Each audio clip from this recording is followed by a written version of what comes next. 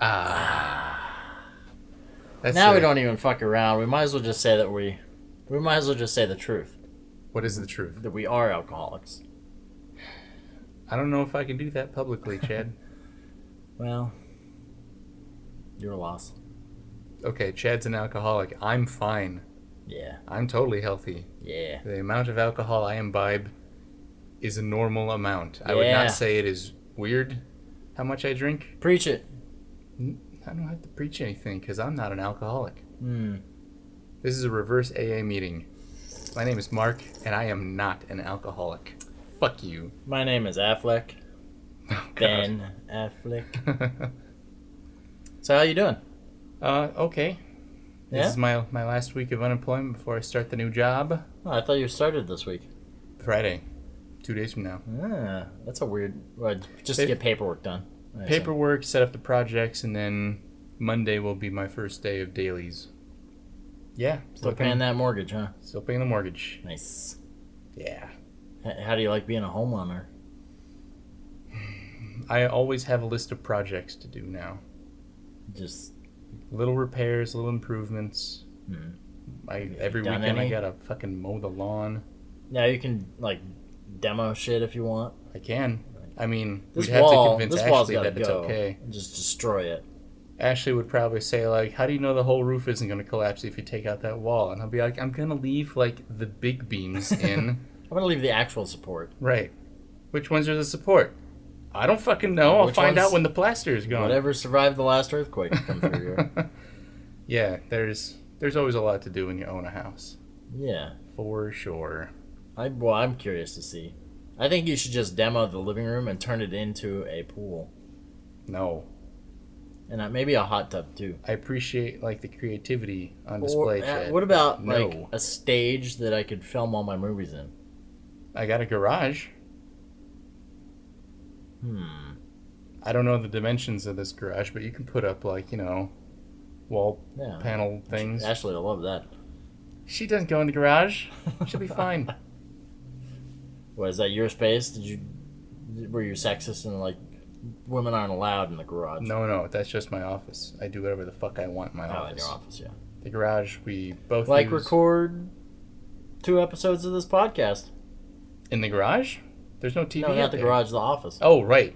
I forgot what we were talking about. Things to do in Denver when we're dead. And you're dead. Maybe getting a soundproof door on my office is like another project I should put on the list. Oh yeah, so we can do more. We can do more, and she won't complain about the noise. Once I move in with my lady friend, which is happening in May 1st. Into a Hollywood mansion, right? Not quite. Okay. But, a Hollywood apartment. And once that happens, we may have to record them all there. Is your girlfriend just like... No, we could record them there. Total fuckhead who's saying, no, Chad. No. No? Okay, good. She'll probably let us do that there. It's just, It's on, like, the west side, right? It's not like a separate part of the apartment. It's like the apartment's pretty small. Oh, so it'd be like the whole apartment. It'd be like, hey, you want to sit in on our podcast? You want to watch us record? Yeah. Yeah. I understand. Mm-hmm. So, what are we watching today? It's your choice. We're watching talk radio. Yeah? This is an early Oliver People don't Stone. watch talk radio. I thought we had this conversation last week. Oh, yeah. Because we're technically talk radio. That's all we do is talk. This is a movie called Talk Radio. I don't know what year it came out, but it was in the 80s. Stars Eric Bogosian as a shock jock. Totally. Who's that? You don't know who Eric Bogosian is? I mean, I saw other names on the credits list that I recognized, but not... John C. McGinley? I saw that. I saw Alec Baldwin. Alec Baldwin's in this? What the fuck? I don't... It's been a while. I've seen it, but it's been a while, and we're going to rediscover if it's any good or not. Okay. I remember it being, like, good, but... Okay, you said this is 84? 80-something. Let me look here. 84 or 88? Mark is now... It's 88. 88, according to the copyright. Which would put this after... Would this be after... This is after Platoon. It's after Platoon. Would it be after Born on the 4th of July? No, that was 90, I think.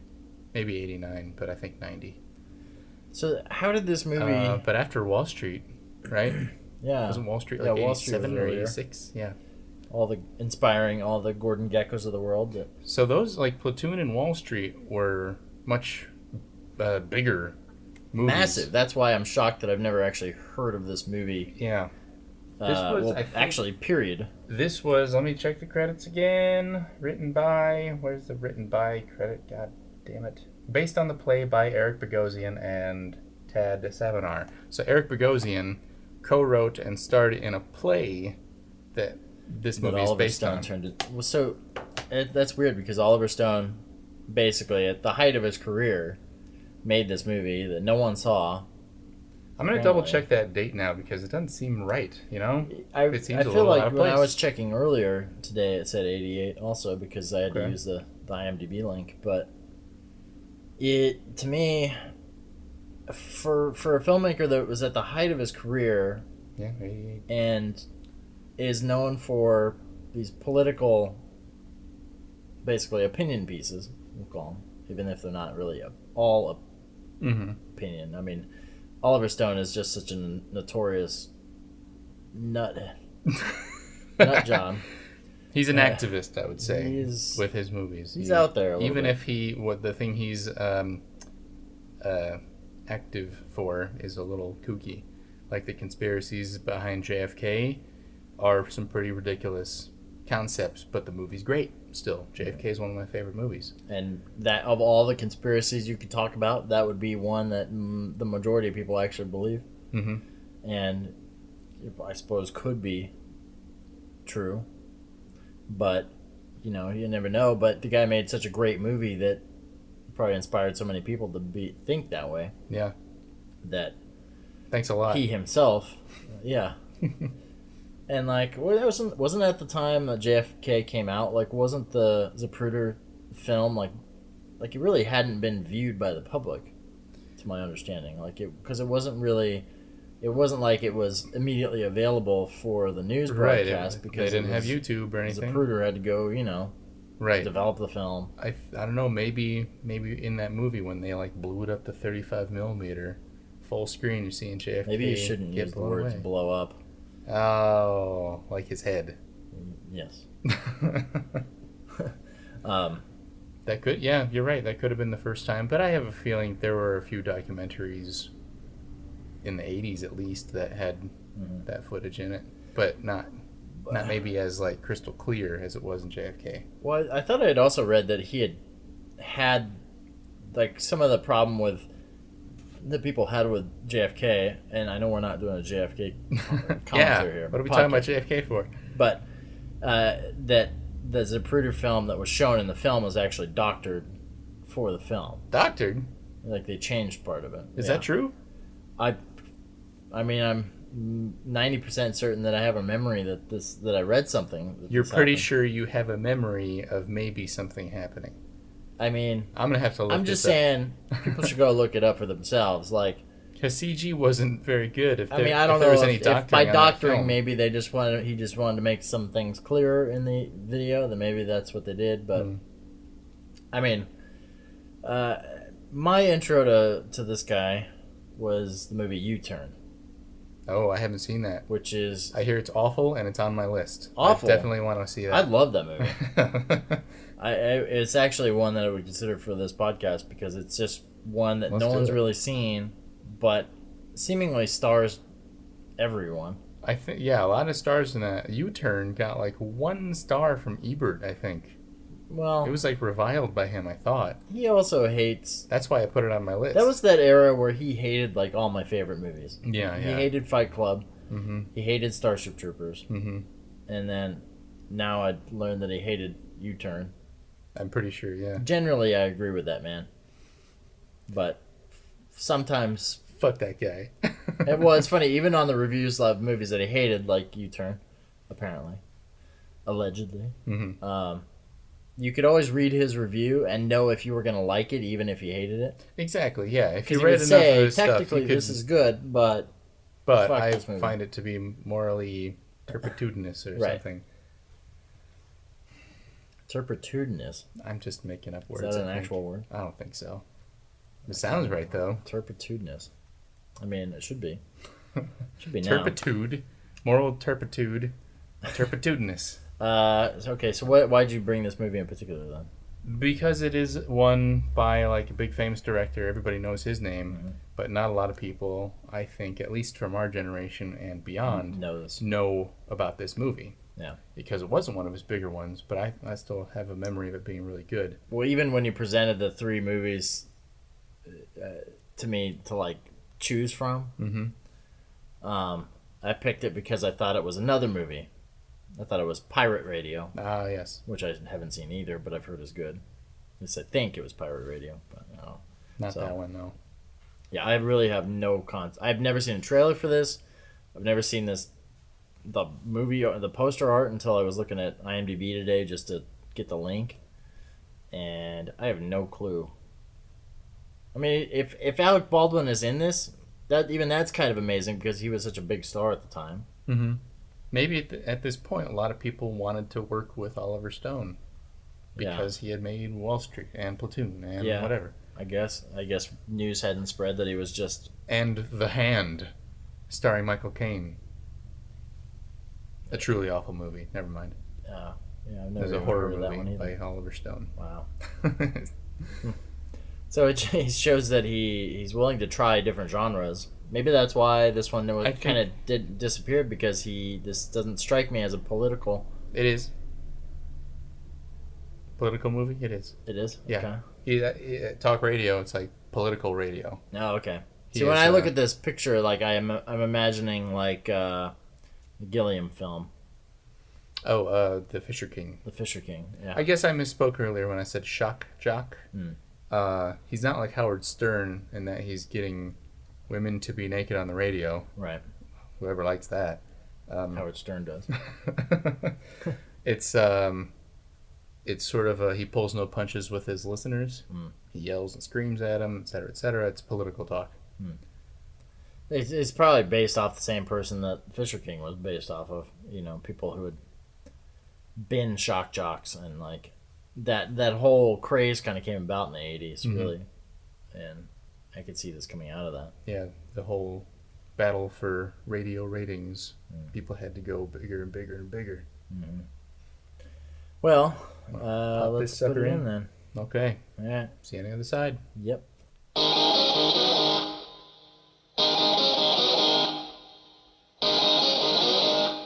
This country is indeed trouble, people. This country is rotten to the core, and somebody better do something about it. I want you to take your hand out of that bowl of Fritos, throw away your National Enquirer, and pick up the phone. Go ahead, pick it up, hold it up to your face, and dial 555-TALK. Open your mouth and tell me what we're going to do about the mess this country's in. Talk radio. It's the last neighborhood in town. People just don't talk to each other anymore. Let's go to the first caller. Night Talk, Agnes. Yeah. I Love Lucy. Now, why don't they make more of them? Those shows are ancient, Agnes. Lucille Ball must be at least 105 years old. The rest of the cast is dead. Barry, Metrowave's going to be picking up the show starting Monday night. Link it to a national feed. We have a very special guest with us. Kent is the classic American youth, energetic and resourceful, spoiled, perverse, and disturbed. Would you say that's an accurate description, Kent? Barry, you should ask me if you want to have a guest on the show. Why? Because I'm the boss, Barry, that's why. All you have to do is just be nice, okay? Easy, Barry. You're part of the problem, you see. I don't care what you think. No one does. He's going down in flames, Dan. So what? You get the package and sent down to the station. See, if I were you, I'd have my pretty assistant give the police a call. Take the bomb squad about 10 minutes to get down Bomb there squad? to the Why should I call a bomb squad? Tell me something. I'm curious. How do you dial a phone with a straitjacket on?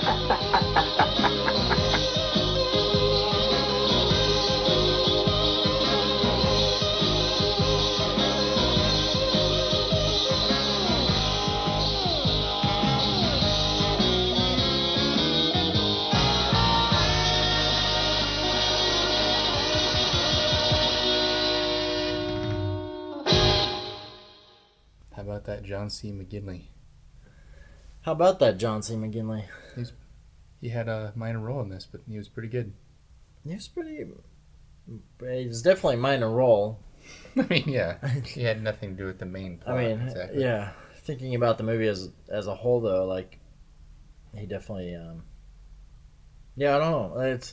It was an interesting movie because so much of what they talk about, and you see him being a shock jock, basically. Yeah.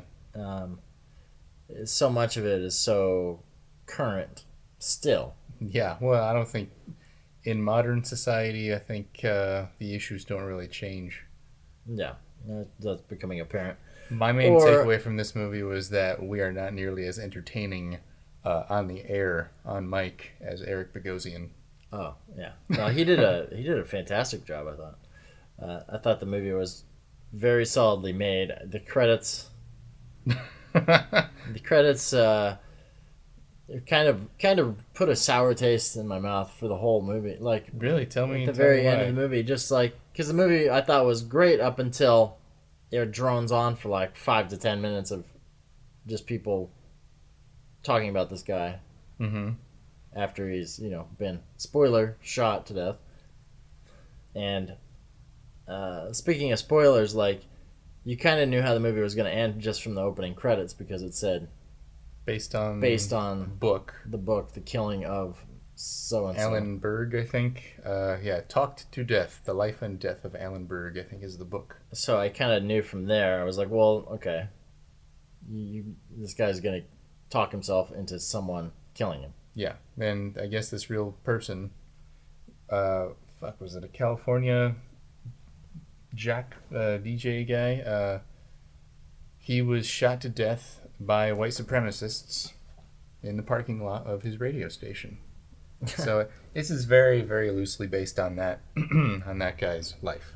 Yeah, Apparently, I was going to he, ask like how close it was because it seemed like they tried to, especially with the ending where you're hearing all these voices of all these people who called into the show or knew him personally, and it sounded like this is Oliver Stone saying, "We're going to read off these real life, testimonials about and have actors portray these people who existed in real life." But I read not the case? I read the trivia for the movie. They did not mention that, so I don't know if that is the case. Of course, they have all the characters from the movie interspersed in there too, but it does feel real. It seems like such a popular theme between this and the Gilliam film. Like, I feel like that movie was also inspired by something tragic coming out of talk radio. And The current state of American media is the tragic outcome of talk radio now. right. Well, it's funny because you still have nuts who kind of go out there and shoot things up, but Yeah. is it I'm just friends me? with a person who will constantly call into right-wing radio shows Oh, to like try and teach them a lesson. I'm like, dude, you need to fucking A, stop listening, but B, Right. definitely stop calling in. Right. You're just going to give yourself a heart attack. And they're not listening. They're just going to like make fun of you and call you a stupid bleeding heart liberal and hang up on you. Right. So you can call again next time. There's nothing being achieved there. And I think near the end of this movie, that was kind of the topic brought up. Like, it's just a show. It's not that important. Well, if it's not important, why am I doing it? The character, he's spent his the last couple decades of his life apparently building up this show. And now it's going to go national, and he basically has to keep learning the hard way. It's just a job. Right. It's not his fucking art form or whatever. Nobody's learning anything from this. He just talks to people. He gets angry on the radio. That's his job. Yeah. And that seems like that's the way the movie like wraps up. It's like it totally comes to that conclusion just by watching him go through the worst show of his life, basically. Yeah. And everybody says it's amazing, but when you're watching it, you're just like, how could this possibly? How could you? It's how totally could you cringeworthy, yeah. go through this day to day? And I wonder that too, just watching or listening to Howard Stern occasionally. Like they've been doing that for so many years now. Like how Yeah, it's amazing to me. they must have. Howard Stern's got to be past that point where he went through if he had any troubles with his job, He don't give a fuck anymore. he doesn't care anymore.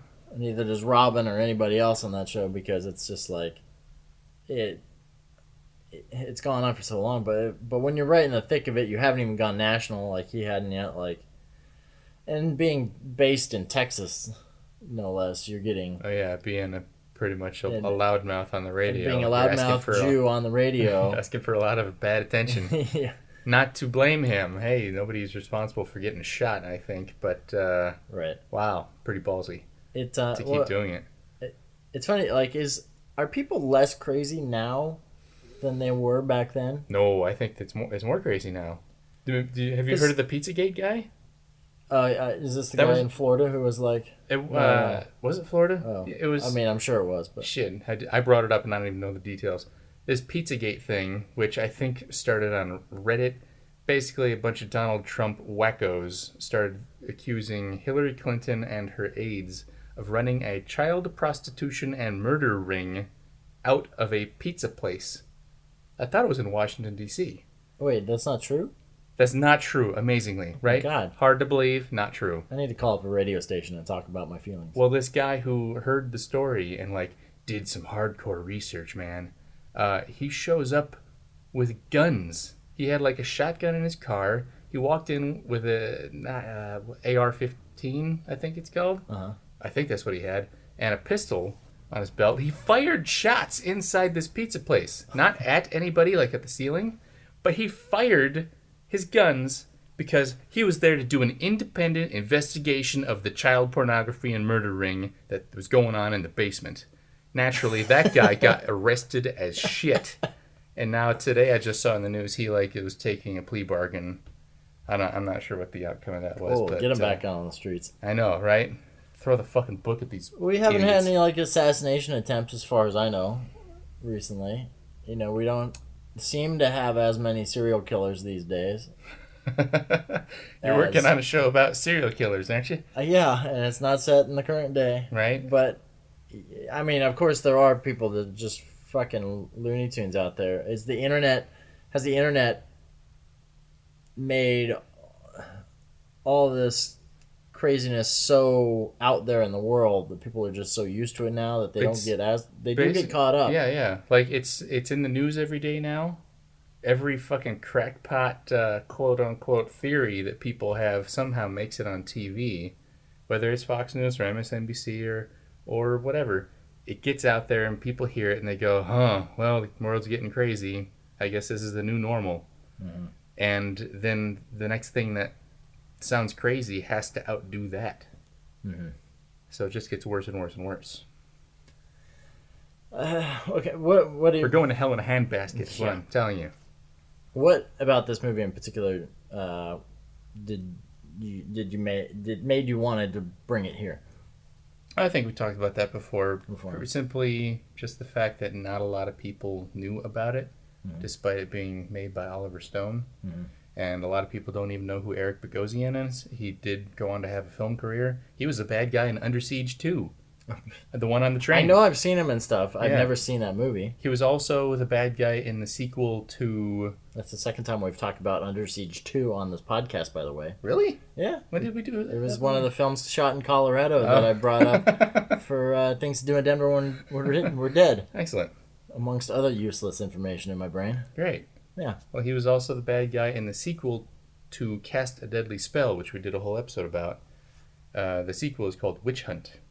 Oh, really? He was the bad guy in that. Is it the one that Paul He- Schrader directed? Yeah. That's the one. God, we're going to have like a Paul Schrader week. Well, For this we've show. got the movie. We've got a Paul Schrader movie to do. Yeah. So do I. Oh. I got a few. Yeah, the acting in this I thought was pretty fantastic all the way around. Yeah. This movie could stand out as an example of a movie. This is like another brick in the wall of talented director making at the top of their game, making great quality film, like pushing the boundaries of stuff. This movie didn't really hold back any punches. No. Like it kind of just went all out. It was which based on a Oliver play, Stone so has I'm always sure kind of most gone of the for. stuff in the radio station, I'm sure it was just the play and kind of moved onto film. Yeah, and All the other stuff outside of the radio station, by the way, wasn't in the play. They wrote that for the movie. well, that makes sense. All the flashback stuff. Well, it's another brick in the wall of proof that directors kind of lose their lose their ability to make quality touch. films after a certain age. Yeah, well, is it an age thing or an experience thing? It could Like be after they've experience, made like after 50 they movies, stopped. are they just going like, well, let's go make another fucking movie? Yeah. Well, even at this point, he's already made so many movies. He may be saying that, but at least here he still has the fire of youth. Right, You know, right. Oliver Stone, and It's definitely not like his other movies. he probably thought he knew everything back then. He definitely thinks he knows everything now. I didn't see, what was the last one? I saw the Snowden? panel for it. Yeah, I saw the panel for Snowden at Comic-Con right after the other panel we were talking about earlier. And he came out and he was talking, and it was funny. A few people would ask him questions, and you could see him processing how dumb the person is that's asking him questions. It was a lot like this movie. Like, the people at Comic-Con will walk up to the microphone, you know, and if you ever watched the panel, I really like Born on the 4th of July. yeah, they're dressed up as Batman, and then they anyway. There's nothing wrong with dressing up as Batman. I do it at least once a month. The panel itself was like, I forget, it was, I don't even remember. I haven't seen the movie. Joseph Gordon-Levitt, Right. and the girl from the Divergent movies, and it was them and Oliver Stone, and they were just talking, you know, about Snowden in general. And some people were asking him the obvious questions like, well, are you for Snowden? Are you against him? You know, and like what he did, and you know, of course, I don't feel like he really answered any questions when he was up there, you know, and I kind of feel like Oliver Stone's movies have kind of hit that point where he's no longer taking these big swings and following through. Mm-hmm. He's just kind of presenting something that's kind of muted, and it's almost like there's an inside joke there that doesn't pass through, like in W. Mm-hmm. Or, I mean, you can't say there's an inside joke about the 9/11 movie, but you know, because that's like his only movie where there's not any conspiracy really. Yeah. Except that maybe how Nicolas Cage got cast in that movie. And The Doors, maybe. And The Doors. And this isn't really a conspiracy movie either, to be honest. Like, this is more of a... it really is. I can see how Oliver Stone might have watched this play and said, man, this movie really... this play really does... this character says some things I want to say. Yeah. And he could use it as a vehicle of... he goes off on rants about everything just about in this movie. Yeah. And doesn't really pull any punches, whereas nowadays he may pull some punches back, you know. Well, he's made some more movies that were just kind of like straight up blockbuster material, like World Trade Center, like Jesus, Alexander, Colin Farrell. Right. That didn't seem to have anything typically Oliver Stone counterculture going for it. I still haven't seen that either. I haven't seen the whole thing. Like when he's making movies he really cares about, I think he could still have something to say. But maybe you're right. Maybe he's just too old and he's kind of like too... He doesn't have his finger on the pulse of the nation anymore. He's just kind of doing what he has always done, and he has not changed with the times. Which surprises me, because seeing him talk and seeing that he was still... it was almost like he was reserved in how passionate he was. Reserved? He was trying to not look he looked passionate? Reserved about his passions. Uh-huh. Like he was fine being kind of relaxing. Like I could still picture him like blowing up on set and yelling at somebody, but maybe deep down inside he's like, it's just not worth it anymore. Right. You know, like why should I get so mad? You know, but maybe he still it's just a movie. He still sounds like a grumpy old man. But I don't know. I would imagine back in the days of making this kind of a movie, the late 80s, you know, if he wasn't like out of his mind, coked out, which he probably was. Probably was still. And I think he's talked about that. I don't know where, allegedly. Mm-hmm. But, you know, the passion for standing up for what he believes. I'm not sure if it's still in his movies. Of course, we're saying that, and we haven't seen Snowden. I have seen World Trade He's Center. still obviously making That is political, not an like important movies movie. that are like extremely political in nature. Snowden, Right. W, Obviously, it seems like a 9/11. natural fit, doesn't it? Yeah. Snowden is the guy who uncovered this whole thing that the NSA has been watching Americans, warrant-free for years now. You'd think Oliver Stone would have something to say about that, but from what I've gathered from the reviews is like, it's just like, it's a poorly made Jason Bourne movie based on a true story, and not much of import is communicated with the film. Do you is it that? And one thing I saw just from the Snowden trailer, I saw it and I was like, well, okay, like it doesn't look bad, but at the same time, it looks overdone. Right. He was trying to do something that it just shouldn't have been. Do you think like if David Fincher could have done a much better job, I bet. Well, David Fincher understands how to make a film in the modern world. What I'm asking is, does Oliver Stone know how to do the same thing? Not sure. He Don't clearly knows how to make a movie in the standards of the 80s. Mm-hmm. That's his And biggest with- time. And even in the 90s, I think he contributed a lot to early and mid-90s cinema. Like Natural Born Killers is fucking batshit insane. But the 90s And I was haven't still, seen another movie and like it was that. all like, all the effects in that movie were all opticals. Yep. They weren't necessarily digital. I doubt there were any real digital effects in that movie. There could be a few, but so it's clear that and that's a different sort of thought process. Whereas now the movies like World Trade Center and Snowden, at least from the trailers of Snowden, you could see like they made it look like this technological thriller. Mm-hmm. And that's kind of where you run into that problem of, well, now you've got a director who was at their peak in the 80s, 90s, making a movie that it has all this technology now available to them that wasn't available during their peak.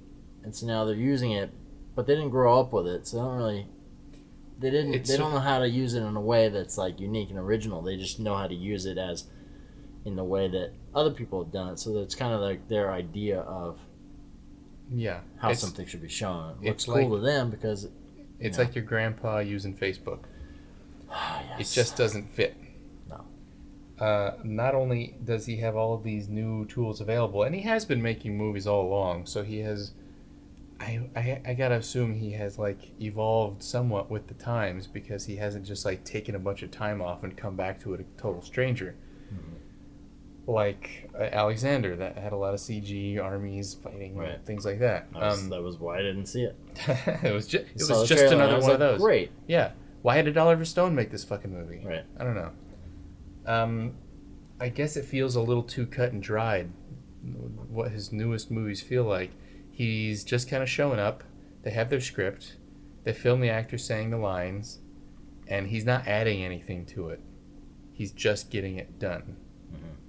So I'm kind of missing the Oliver Stone of old, like in this movie, where he wasn't afraid to like fucking put some crazy shit out there. There's some bizarro shots where there's like a 8-minute monologue where Eric Bogosian's sitting at his microphone and the room is spinning around him, or it looks like he's spinning in the room. Yeah. You're not going to see that in Snowden, I'm guessing. Probably not. Just a thought. Maybe. But that, at the same time, like, if I saw it in Snowden, I probably wouldn't think anything of it. Because it has been done, and for some reason it reads differently in this movie because it's so much smaller and kind of intimate in a way. Because it was a stage play developed into a film. Well, in that moment of the film, you can really feel the walls closing in on him. Yeah. It's claustrophobic, and it is kind of disorienting. And that's the other thing, is like this, you can tell like somebody obsessed, like he obsessed about the framing of this movie and like how everything was put together. Lots of close-ups of mouths and microphones. A million diopter shots, which is where, that's one of the shot, like, you can see something way deep in the distance, but then you also see the foreground. It's basically putting two lenses on the camera at once, basically. It's one lens, and they slide a little piece of glass that magnifies. Right. It half refocuses the one half of it. So you got two focal Yeah. distances on the. And didn't I even things in see focus. one part? I didn't know this was even possible. This split diopter thing. They rack focused one half of it, but the other one was staying still. That's possible. Sometimes in That's those, crazy. we've had some conversations at work about movies that have used diopters before or had the split focus kind of things, and I think Citizen Kane had a similar shot where one of my bosses was commenting on how this thing is in the focus in the foreground and how the focus like follows like someone else from the background. Yeah, coming in. Well, I thought the whole thing in racks. Citizen Kane. But I didn't it was know they actually probably just an optical where two images were laid on top of each other instead of in the same shot. Because in 1939, I don't think they had diopters. No, probably not. Well, I don't. It's been so long since I've seen Citizen Kane. I think they really hit it big in in the 60s. That's when they got a lot of use, and then people continued to use them in the 70s. And then people don't know how to use them, so they just throw them all over the place. Well, it makes the middle of the image totally fuzzy and not good. I don't know what it is about diopter use in movies, but it makes people that see it and don't like it, they're vehemently against it. Like, I've met a few people, one of which was a cinematographer, one of which is one of my bosses, and they just don't want to have anything to do with diopters. Well, it does seem like they're more trouble than they're worth in most cases, I would say. Well, it's definitely a unique style, and this might be the most I've ever seen it used in one film. Yeah, definitely. There had to be like there was over 20. 8. Over 20? I would say there was over 20 diopter shots in this movie. Well, even if there were only 8, that's still more than I've ever seen in another movie. Yeah, it's But yeah, usually it's kind of like the setup would be like in the extreme foreground there's a telephone ringing, and in the extreme background somebody walks in the door and goes, "Huh? The phone is ringing." And it's keeping both of those things in focus so you can focus on both of them at once. Citizen Kane, the whole thing they did weird at the time was deep focus. They had like really wide lenses so they could have the foreground and the background in focus, but it wasn't a split you thing. could feel the entire mansion that he lived in. Yeah. Or just any of the halls. The long tables that they would sit at. But I think regardless of anybody else who might be in the same vein as Oliver Stone is the director I think of when I think of directors who have lost their touch, who have kind of gone off their own path. Yeah. What was was U-Turn like the last movie he did where he was sort of in control of his craft? Was Nixon? I feel like I've seen something. I'm glad you mentioned W before. I hate that movie. That movie, it has so many like stars doing politician impersonations in that movie, but it feels like a high school play. Everybody in that movie feels like they are at the lowest Wasn't point. that kind of the point though, that he was saying I'm not making fun of George W. Bush, but you watch the movie and it's like, wow, well, yeah, you are. Like, I did see Savages. Okay. And that was Don't know anything about that one. decent. It was like cartels and but that movie was like kind of, I guess that was kind of, I don't know what it was. Both Ridley Scott and Oliver Stone made their cartel movies at the same time, and to be honest, when I'm thinking about them right now, I'm not sure I could tell you the plot of the movie without mixing the two of the plots together. What was the Ridley Scott one? I know he did American Gangster. Ridley Scott did one. I can't even, it was so forgettable that I can't even remember who was in it. It wasn't the Counselor, was it? Yeah, I think it was. With Cameron Diaz? Yes, it was. That was the Counselor with Michael Fassbender. Yeah, and it's others. amazing. And I Penelope heard that Cruz, was I think. that was laughably bad. Must watch. Penelope Cruz is in it. Yeah. It wasn't good. Yeah. I didn't think it was bad, but it wasn't good enough to remember, obviously. Mm-hmm. Savages... It went direct to video. Savages was much better. But I couldn't tell you what happened in that movie. Either. They both involve kidnapping, and they both involve people dying. Mm-hmm. Drugs and that's money. about as far as I can go. He did make a Wall Street sequel. Oh, yeah. That was a total disaster. Which I saw and I don't remember anything of. I don't remember it being awful either, though. I remember it being pretty awful. Really? Yeah. Let's see here. World Trade Center, Alexander. Any Given Sunday he made in 1999. I like that one. And that was probably his last best movie. Yeah. Well, at least in that movie, there was this message of, like, the corporations are getting involved and... Also Cameron Diaz, right? Fucking up people. Yeah. Fucking up people's lives. And it was all like, we're putting on this show. We're sacrificing people's bodies and lives to this game that people watch just to sell advertising. Meathead sport. Yeah. Like, that was kind of the takeaway. Mm-hmm. It was kind of... It was not like, yeah, football in the same way Unnecessary Roughness is, yeah, Which is football. funny because a lot of people list Any Given Sunday as their favorite football film. Well, it was like a gritty, behind-the-scenes look at the industry of football. All I remember from that movie was, like, Al Pacino standing on the sidelines and, like, rain coming down. Yeah. And it looks absolutely nothing like an NFL stadium would. Like, during a, brightly lit game or something like that. Right. It was, like, dark shadows on the field, like... Well, how can it be bright when there's also rain? Right. Are these, like, sun showers? Let's say U-Turn was 2 years before in 1997. Okay. But, yeah, Any Given Sunday was, like, the last Probably true the last Oliver Stone movie. True Oliver Stone movie. He did make a movie about Fidel Castro, apparently.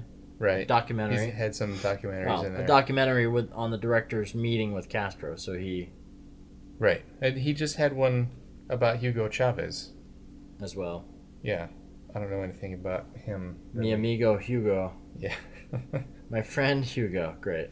I just want to run through a few more of his movies before we wrap this up. Nixon. Mm-hmm. I never saw it. Natural Born Killers. I actually have never seen. Oh my God. I should have brought that tonight. Actually, I have seen about an hour of it, but I felt so uncomfortable watching it with my dad that I actually stopped it. Yeah. Heaven and Earth. Never seen it. The Doors. Never seen all of it. JFK. Yep. Born on the 4th of July. Yep. Talk Radio. I'm reading this in order backwards. Yeah, reverse chronologically. So, Wall Street. So he made Wall Street, then Talk Radio, then Born on the 4th of July. So this is like a weird blip. And then JFK. So yeah, like, how do you go from... Oh, he does have another movie called Salvador, made in 1986, which he made that was the same year as Platoon. Well, it came out the same year. They probably had it in post for a long time. But he made, 1, 2, 3, 4, 5 movies in 3 years. Yep. That's the cocaine. I would say so, yes. In 3 years, or 5 years, he made 5 movies, if you count JFK, which is basically 4 movies in one. It's not that long. And then he made a bunch of other movies that, no one's ever seen or heard of, besides Platoon. The Hand, Madman of Martinique, which is a short film, Seizure, and Last Year in Vietnam, which is a short film as well, in 1971. Yeah, it's And now he just makes like slightly controversial studio films. The thing is, I don't know. I don't know if he was the lead writer on most of these, but he's actually credited as a screenwriter on almost all of these. He's won at least one Oscar as a writer, I think. So is that it? Do you think maybe it's because he's still writing? I'm seeing on here, but is it because his ability to write has dwindled? I have no idea. I don't know. I really would have to see more of his more recent movies. I wonder if he co-wrote World Trade Center, or if that was just kind of given to him. Because that one was Hallmark Channel claptrap. Yeah. Well, talk radio, I don't know. I thought it was fantastic. The second they get into the voiceovers at the end, like with the people talking about With a kind of a weird song playing over the weird credits. song, basically you can turn the movie off in the moment that starts, and it would have been a whole star better without that stuff. Like, all right, it as soon as the camera starts panning up a radio tower, turn the movie off. Yeah, basically the second it gets shot, just turn it off. Again, spoilers, major. Yeah, Holy cow. based on a true story apparently, Yeah. which apparently also was Fisher King, from what I remember. I think I've heard that. I wonder if they were based on the same disc jockey. Don't know. Well, that one, the Fisher King, was about a disc jockey Who gets killed, and Fisher King was about someone who gets someone else to shoot up a workplace or whatever. Yeah, And this one is about a guy who gets killed by, basically giving white supremacists and Klan members in Texas or whatever a hard time on the radio publicly. They didn't like that too much. No. You know what's great? I didn't even mention all the times we've said this is based on a play. They really did do a good job of making it not feel like a play. right. No, it didn't feel like a play at all. Like I could see Glengarry how Glen it- Ross is also a play. Yeah. And as much as I like that movie, feels like a play. Yeah. This movie, even though it's all taking, 2/3 of it are taking place in a radio station, there's enough movement between rooms, there's enough characters, there's enough conflict going on where you don't go like, well, Jesus, this is just a guy sitting at a chair with a microphone, like I'm sure it was on stage. So yeah, No, not even remotely. good job there. Like, I can see how someone would say like, okay, yeah, this felt like a play, but that's really just because it was the one location. But they shot the hell out of it, Yeah, different angles. and that's I don't what I think they meant ever go by back he to the really same thing. obsessed about how he shot this. Maybe he storyboarded this, maybe he just did it all, but there was definitely stuff in here that I'm sure that he had in his head, like the spinning desk, where you can't always plan that on the day without having thought of it. No, before. I mean, the grips would be like, "What the fuck are you trying to do now?" What are you trying to do? But when you're bouncing around it, especially with this many characters, because the movie at all times there's at least 4 people I feel like in the room at any given time. Yeah, and even when he's talking to someone on the radio, sometimes we jump out and then we listen to another conversation between other people. The radio falls into the background. But spatially, you always know where you are. Yeah, it's not confusing. It's all very well put And together. that's just straight up Oliver Stone, basically just Maybe the DP and directing the the hell editor out had of it. something to do with that. Too. Now, I did remember hearing once someone talking about a very famous director that had made some amazing movies, and how they were shocked that when the guy showed up, he was like out of his gourd stoned and couldn't direct for shit. Kevin Smith. And the way that was worded, it made me feel like they were talking specifically about Josh Trank. Oliver Stone. Oh. Well, And pretty common thing, I'm betting. I can't say I believe that's incorrect, but he's made so many damn good movies. yeah, I really wonder. I don't know what. But I know I've heard specifically about Ridley Scott that he cannot direct actors.